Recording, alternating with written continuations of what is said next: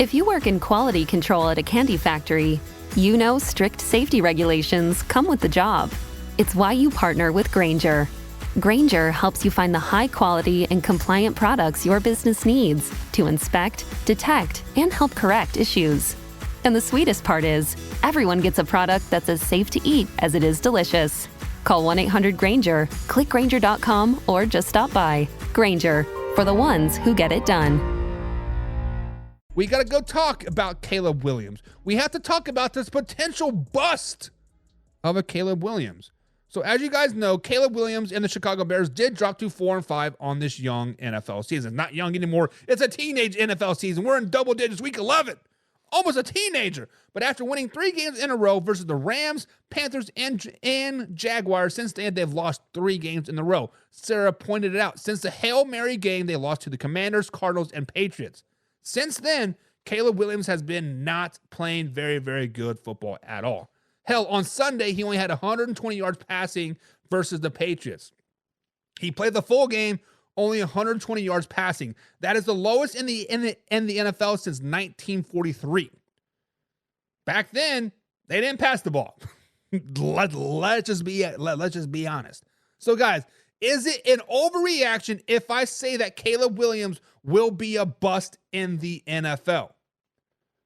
Before the NFL season even started, many people were already putting Caleb Williams is going to be a bust. Caleb Williams is going to be a bust. Caleb Williams is going to be a bust. I think people were saying it basically just to say that I was the first one to say that. Here's my hot take of the year, yada, yada, yada. And I'm like, slow it down, baby. And then in the same breath, those same people after a preseason game, Caleb Williams is going to be the rookie of the year. I'm like, slow it down. It's freaking preseason. Slow it down. I told them to slow it down. I told her to shut up and stop labeling him a bust. He is not being brought up. He's not being coached right. So far, Caleb Williams this season has 1,785 yards passing with 9 touchdowns to 5 interceptions. His QBR currently is 38. 38 QBR ranking out of 100. Ouch.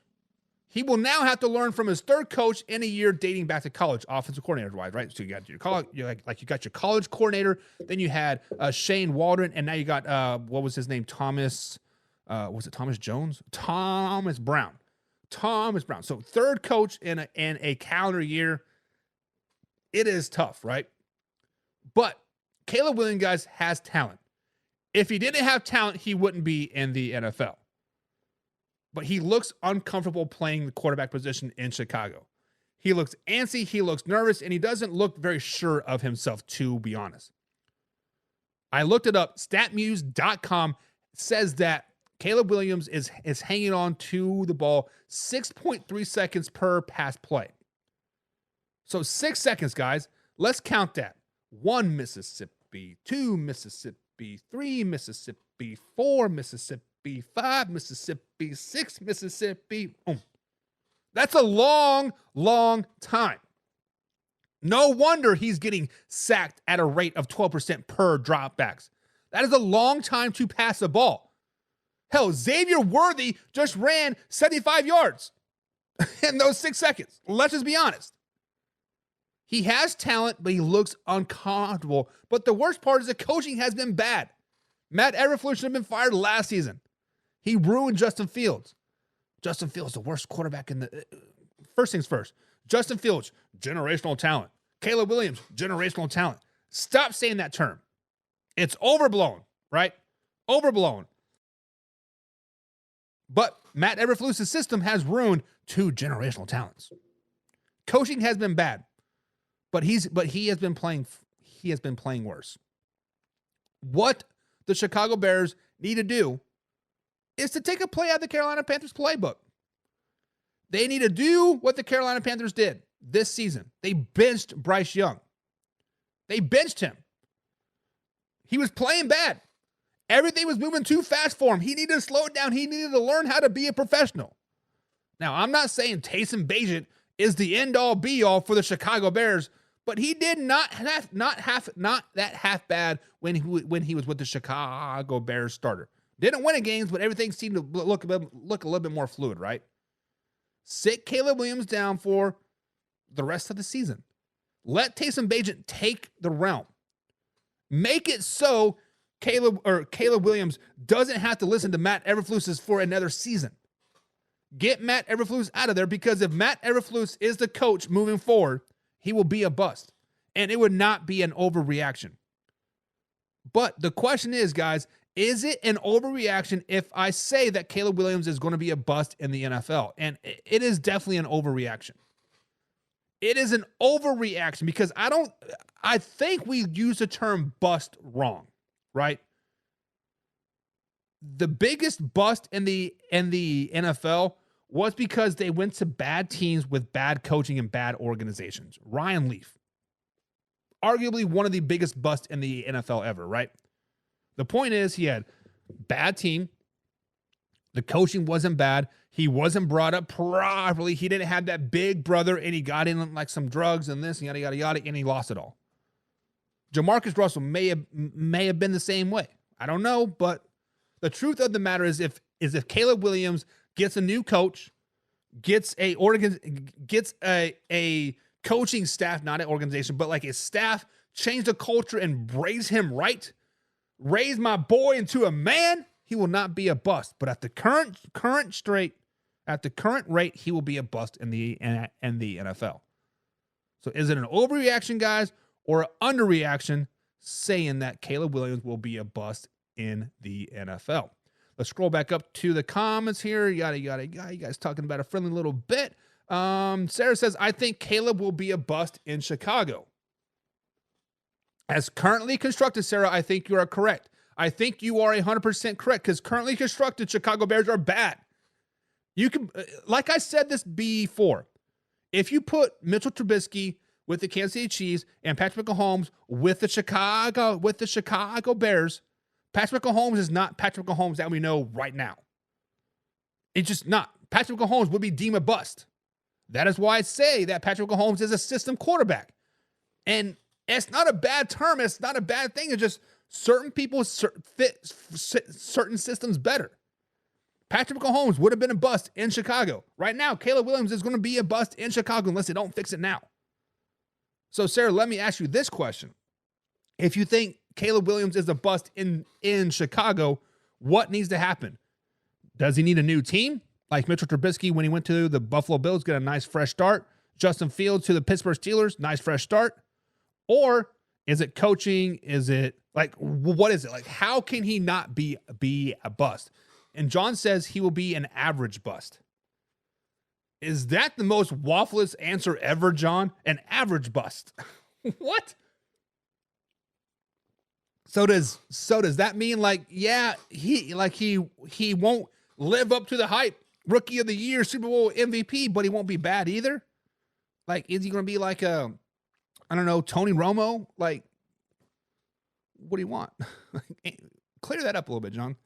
Derek says that is an overreaction. Derek says, slow it down, baby. He is not going to be a bust. Slow it down. Simmer down now, you hear? And Laura says it's an overreaction. Y'all talking crazy. Slow it down. Caleb Williams is going to be just fine. He's going to figure it out, says Laura. He's going to figure it out. He's not going to be a bust. And in 2 weeks' time, he is going to come home the week before Thanksgiving, week after Thanksgiving, and he's going to beat my Minnesota Vikings. John says, no more training ball, busty. Yeah. Laura says, does he stay in the pocket the whole 6 seconds? Most of the time, yes, Laura. Most of the time, Caleb Williams, when he is sacked, he is in the pocket.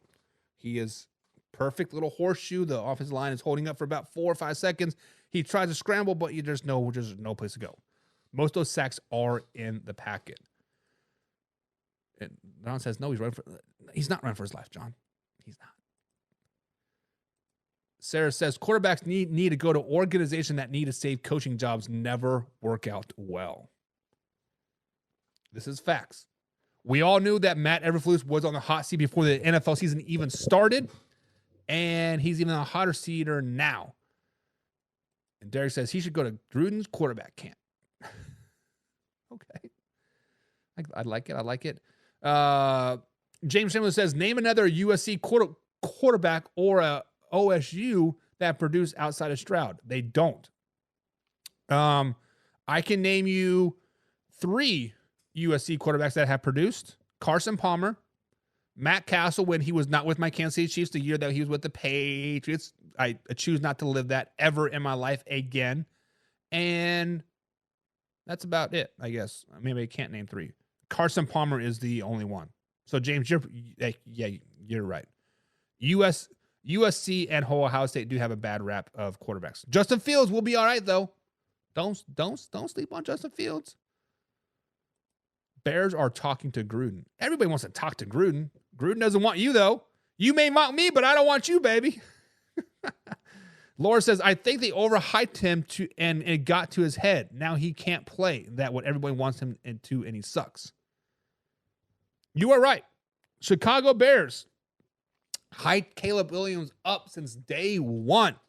When the Chicago Bears knew that they were getting the first overall pick in January of 2024, once the NFL season was over, the regular season, and they're like, we're getting the first overall pick, they're like, Caleb Williams, they're going to get the Super Bowl. Yeah, we're 7-10. Yeah, we got the first overall pick, but we're going to Super Bowl next year because Caleb Williams was a lifesaver.